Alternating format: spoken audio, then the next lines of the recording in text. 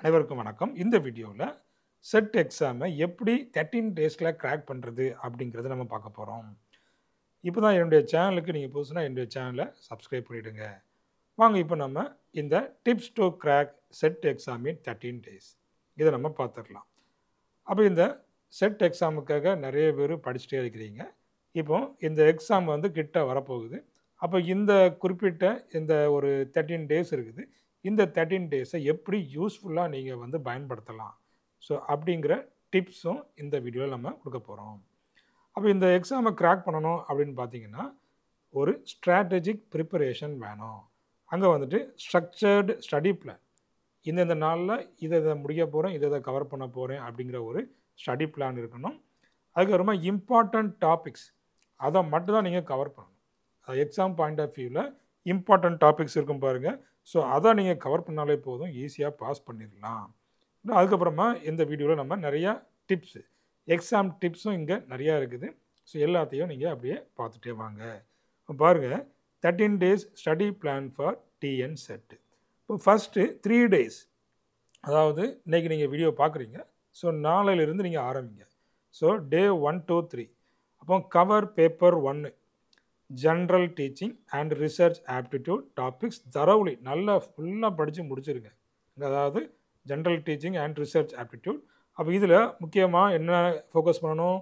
Teaching aptitude, logical reasoning, data interpretation, reading comprehension. இது எல்லாம் இந்த 3 நாளில் நீங்கள் நல்ல தரவாக படித்து முடிச்சிடணும். வேறு எந்த டாப்பிக்கும் நீங்கள் எடுக்கக்கூடாது. இந்த 3 நாளில் இந்த பேப்பர் 1க்கான சிலபஸை ஃபுல்லாக முடிச்சிருங்க. அடுத்தது பாருங்கள், இந்த டே 4 to 8, இப்போ 4, 5, 6, 7, 8 5 டேஸ் இருக்குது. அப்போ இந்த 5 டேஸில் நீங்கள் வந்துட்டு ஃபோக்கஸ் ஆன் பேப்பர் 2. பேப்பர் 2வை நீங்கள் ஃபோக்கஸ் பண்ணலாம். அது பாருங்கள், இந்த prioritise high weightage topics based on previous year paper. அப்போ ப்ரீவியஸ் இயர் பேப்பர் வந்து நம்ம யூடியூப்லேயே ப்ரீவியஸ் வீடியோ போட்டுக்கிறோம், வேணுங்கிறவங்க அந்த வீடியோவும் பார்த்துக்கிடலாம். அப்போ பாருங்கள், எதுக்கு வெயிட்டேஜ் கொடுக்கணுமா அதை பாருங்கள். ப்ரீவியஸ் இயர் பேப்பரில் கொஸ்டின்ஸ் கேட்டிருப்பாங்க இல்லையா, இம்பார்ட்டன்ட் டாபிக். அப்போ அந்த டாபிக்ஸை எடுத்து இந்த 5 டேஸ் 4, 5, 6, 7, 8 இந்த 5 டேஸும் நல்லா ஃபோக்கஸ் பண்ணுங்கள். அதுவும் முக்கியமான டாபிக்ஸ், உங்களுக்கு தெரிஞ்ச முக்கியமான டாபிக்ஸ் எல்லாமே இந்த 5 டேஸில் முடிச்சிருங்க. அடுத்தது பாருங்கள், டே 9 to 12. அப்போ இந்த 9 to 12 அடுத்து என்ன வருது? அப்போ 9, 10, 11, 12 அடுத்தனா 9, 10, 11, 12. அப்போ அடுத்து ஒரு 4 டேஸ் இருக்குது. அப்போ அதில் பார்த்தீங்கன்னா ரிவைஸ் இம்பார்ட்டன்ட் டாபிக்ஸ். இம்பார்ட்டன்ட் டாபிக்ஸை திரும்ப ரிவைஸ் பண்ணுங்கள். அதுக்கப்புறம் ஃபார்முலா, இம்பார்ட்டன்ட் ஃபார்முலாவை திரும்ப ரிவைஸ் பண்ணுங்கள். கான்செப்ட் அதையும் திரும்ப ரிவைஸ் பண்ணுங்கள். அதுக்கப்புறமா solve previous year question paper and mock test attend பண்ணுங்கள். ப்ரீவியஸ் இயர் கொஸ்டின் பேப்பரை அட்டன் பண்ணி பாருங்கள். அப்போ இது வந்துட்டு அந்த 4 டேஸ் இல்லை 9, 10, 11, 12 அந்த 4 டேஸு இந்த இது எல்லாத்தையும் நீங்கள் பண்ணணும். அதுக்கப்புறமா பார்த்தீங்கன்னா இந்த ஹிண்ட்ஸ் எல்லாம் நீங்கள் எடுத்து வைக்கணும்.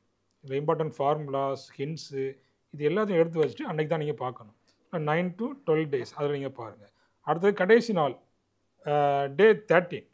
டே 13 பார்த்தீங்கன்னா இந்த attempt full length mock test, ஒரு ஃபுல் டெஸ்ட்டே நீங்கள் அட்டன் பண்ணி பார்க்கணும். ஒரு set exam paper, previous year question பேப்பரோ இல்லைனா ஒரு ஃபுல் எக்ஸாம் பேப்பரை நீங்கள் ஒரு மார்க் டெஸ்ட் ஃபுல்லாக எழுதி பார்க்கணும்.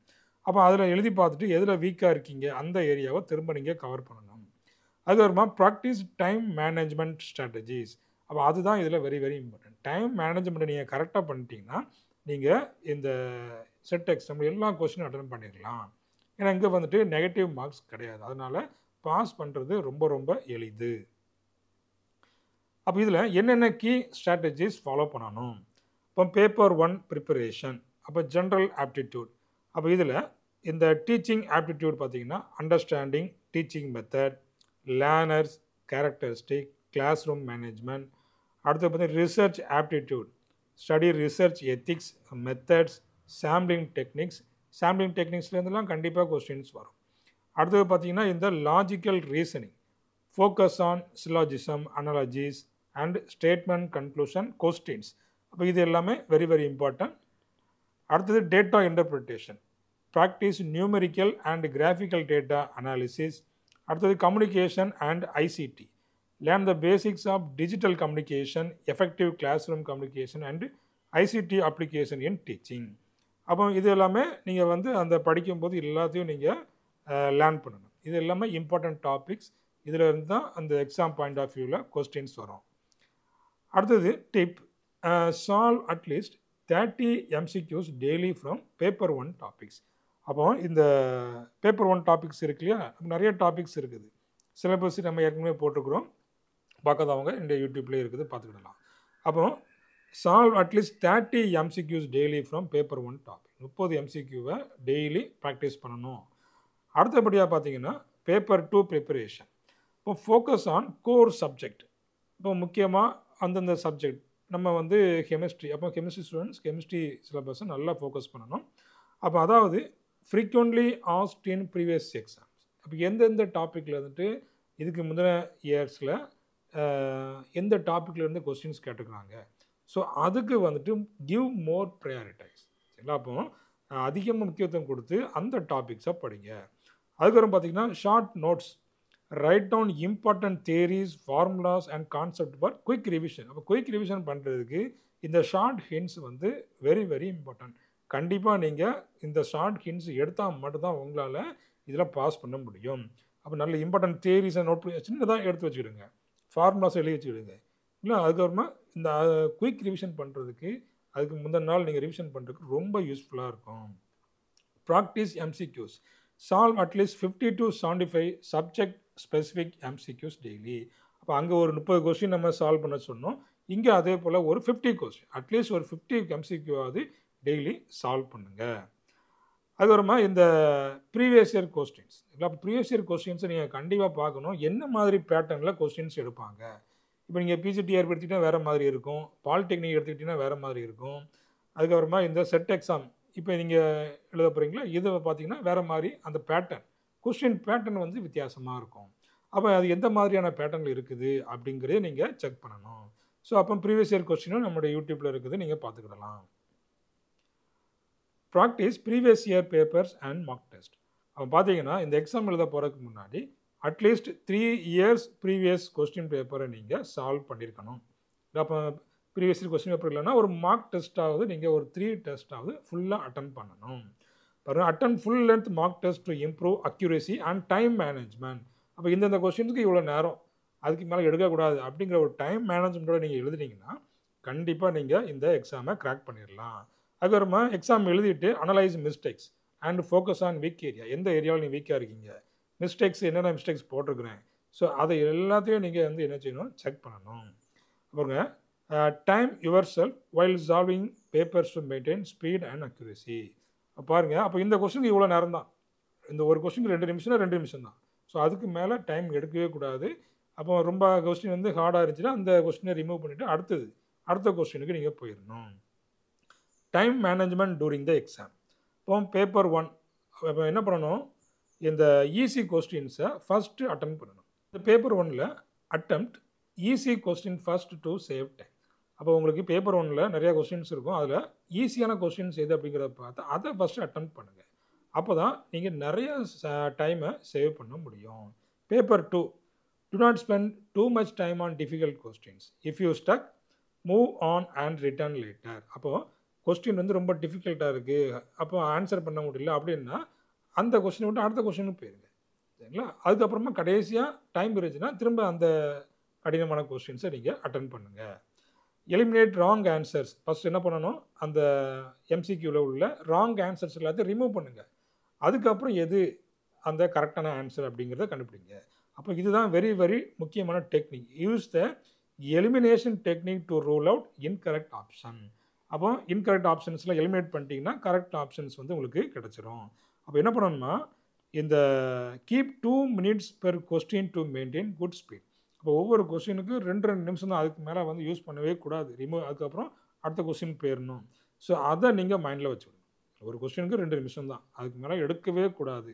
ஸோ அப்படி அந்த இதை நீங்கள் ஃபாலோ பண்ணிகிட்டே வரணும். அடுத்து ரிவிஷன் ஸ்ட்ராட்டஜி. இப்போ last 3 days revise all short notes and key concept. முக்கியமான ஒரு பாயிண்ட். அப்போ இந்த கடைசி 3 நாள் இந்த ஷார்ட் நோட்ஸ் எல்லாம் நீங்கள் எழுதி வச்சுருப்பீங்க இல்லையா, அது எல்லாத்தையும் ரிவைஸ் பண்ணுங்கள். முக்கியமான கீ கான்செப்ட் எல்லாத்தையும் ரிவைஸ் பண்ணுங்கள். Focus on important formulas, teaching and research methodology topics. முக்கியமான டாபிக்ஸ் என்னென்ன, ஃபார்முலா என்னென்ன எல்லாத்தையும் ஃபோக்கஸ் பண்ணுங்கள். ஸோ அதில் இருந்தால் கண்டிப்பாக கொஸ்டின்ஸ் வரும். இல்லை அப்போ இந்த மாதிரி ஃபார்முலாஸ் எல்லாத்தையும் நீங்கள் நல்ல மைண்டில் வச்சிட்டிங்கன்னா ஈஸியாக இந்த எக்ஸாமை கிராக் பண்ணிடலாம். Solve at least 2 mark test daily. Paper 1ல் 1, பேப்பர் 2ல் ஒரு டெஸ்ட்டு நீங்கள் டெய்லி சால்வ் பண்ணிகிட்டே இருக்கணும். அதுக்கப்புறமா அவாய்ட் ஸ்டடிங் நியூ டாபிக்ஸ் இந்த லாஸ்ட் 2 days. கடைசி 2 நாளில் நியூ டாபிக்ஸை நீங்கள் பார்க்கவே கூடாது. அப்போ நீங்கள் ரிவிஷன் பண்ணணும், ப்ராக்டிஸ் பண்ணணும். அதுதான் உங்களுடைய வேலை. நியூ டாபிக்ஸ் இந்த டாபிக் நம்ம படிக்கலையே அப்படின்னு சொல்லிட்டு அதில் போனீங்கன்னா உங்களுக்கு படித்ததும் மறந்து போயிடும், இதுவும் உங்களுக்கு ஞாபகம் இருக்காது. அதனால் நீங்கள் ஏற்கனவே படித்ததை திரும்ப திரும்ப ரிவைஸ் பண்ணுங்கள், திரும்ப திரும்ப கொஸ்டின்ஸ் எழுதி பாருங்கள், ப்ராக்டிஸ் பண்ணுங்கள். டெஃபினட்டாக இந்த செட் எக்ஸாமை நீங்கள் கிராக் பண்ணிடலாம். அப்போ பாருங்கள், குயிக் எக்ஸாம் டே டிப்ஸ். அப்போ எக்ஸாம் டே அன்னைக்கு என்ன பண்ணணும்? அப்போ read questions carefully, don't rush. Questions வந்துட்டு அப்படின்னு சொல்லி ஸ்பீடாக நினைச்சக்கூடாது, நீங்கள் வாசிச்சுட்டு போகக்கூடாது. அங்கே இன்டைரக்ட் கொஸ்டின்ஸாக இருக்கும், ஆன்சர் வந்து தவறாயிரும். அப்போ நல்ல கவனமாக வாசிக்கணும். Manage time wisely, avoid spending too much time on tough question. அப்போ டைமை வைஸாக யூஸ் பண்ணணும். டஃப் கொஸ்டின்ஸை நீங்கள் எலிமினேட் பண்ணிடுங்க. Stay com and confident, keep a positive mind set. எப்படியும் இந்த தடவை செட் எக்ஸாம் பாஸ் பண்ணிடுவேன் அப்படிங்கிற ஒரு மைண்ட் செட்டோட உள்ளே போங்க. நீங்கள் கண்டிப்பாக செட் எக்ஸாம் பாஸ் பண்ணிடலாம். இப்போ sleep well before the exam, avoid last minute stress. அப்போ அதுக்கு முதல் நாள் நைட்டு நல்லா தூங்கிடுங்க. இந்த இது படிக்கல இது படிக்கல அப்படின்னு சொல்லி எதுவுமே பண்ண வேண்டாம், நல்லா தூங்குங்க. அப்போ அதே போல் எக்ஸாம் ஹாலுக்கு சீக்கிரமாகவும் நீங்கள் போயிடணும். லாஸ்ட் மினிட் ட்ரெஸ்ஸை நீங்கள் தவிர்த்துருங்க. ஸோ இந்த மாதிரியான டிப்ஸை நீங்கள் ஃபாலோ பண்ணிங்கன்னா இந்த 2025 செட் எக்ஸாமில் நீங்கள் கண்டிப்பாக செட் எக்ஸாம் பாஸ் பண்ணிடுவீங்க. அப்போ இந்த மாதிரியான டிப்ஸ் உங்களுக்கு பிடிச்சிருந்துன்னா இந்த வீடியோவை லைக் பண்ணிவிடுங்க, நம்முடைய சேனலையும் சப்ஸ்கிரைப் பண்ணிவிடுங்க. தேங்க்யூ, தேங்க்ஸ் ஃபார் வாட்சிங்.